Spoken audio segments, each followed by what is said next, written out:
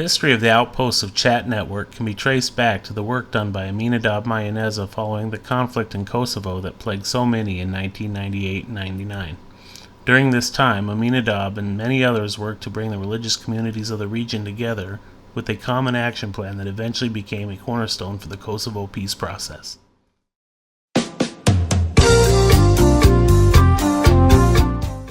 War always destroys more than meets the eye at the first glance. Aside from obvious physical destruction, there is that invisible, delicate destruction of sensitive social tissues. Those wounds heal with more difficulty than the obvious physical scars. War always brings hatred with it. Reconstituting interethnic human relations after the war is the most arduous and lengthy task. In all religion traditions, we read that the greatest patriotic is the one who can show human love, not only towards his friends, but also towards his enemies. No one makes peace by talking to his friends. Europe is the greatest witness of this fact. The Germans and French, who were fighting against one another for centuries, are now cooperating as a good neighbors and allies. In fact, not only between Germany and France. Today, there is a new self-consciousness in Europe, which is characterized in the feeling of unity and cooperation. Tomorrow, almost all the borders in Europe will become insignificant and purely symbolic. The ethnic and cultural differences are not any longer the cause of wars, but these varieties enrich the civilization.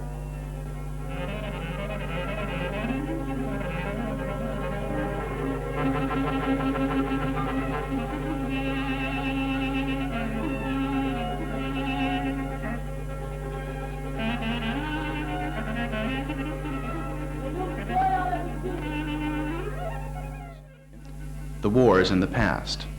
The present is difficult, but the future can be much better. This primarily depends on the people living in Kosovo and their readiness to shake each other's hands. The readiness won't rise from a single moment or heroic act.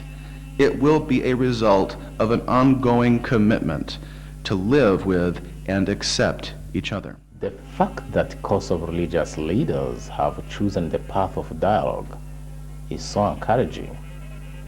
I hope that all people in Kosovo will support this. Obviously, there are some obstacles and challenges following through making peace, but the will and determination make it easier to bring peace and stability in a place like Kosovo.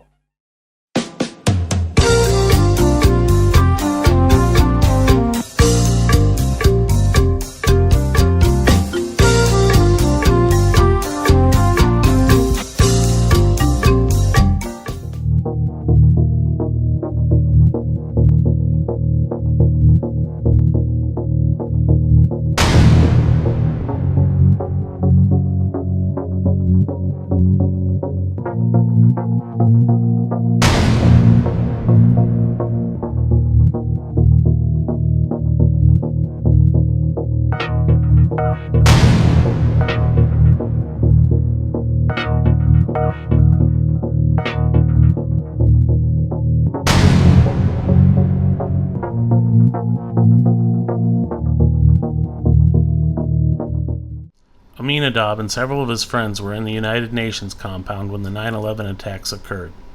As they watched the news, they witnessed a portrayal of Islam that did not differentiate between the millions of peaceful Muslims and those that engaged in terror.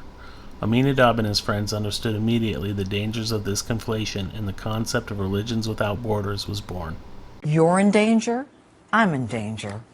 We're at war, and this is not going to stop. We are facing the rise of Islamo-Nazism rising all around the world. We are heading straight into a wall with the clash between Western civilization and a 7th century ideology driven by hate. And unless the West rises up today and world leaders come together and Bomb them, and bomb them again. And there's only one group that can stop this war: the Muslims themselves. Let them do the job. Let them have at it. Insurrections. The Muslim threat to the world is not isolated.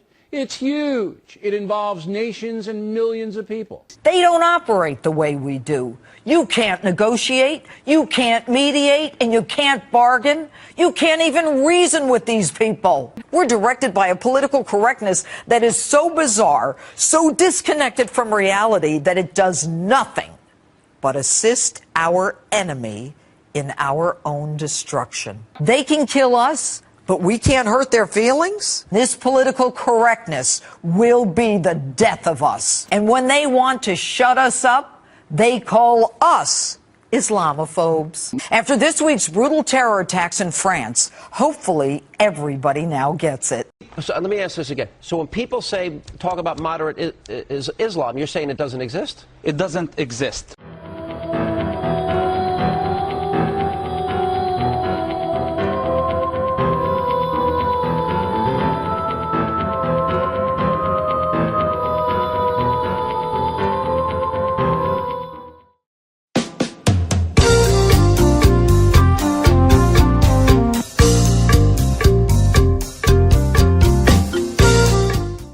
The NY Amani Project attempts to bring people together in dialogue about issues concerning religion, and particularly in this case, the place of Islam in American society. Today, there are many frictions that create borders and disputes along the religious divides that we find in the world. We find that along those borders, along those separations between religions, we're trying to create outposts of conversation. Conversations that bring people together in community and communion, attempting to create understanding between people rather than opposition and dispute.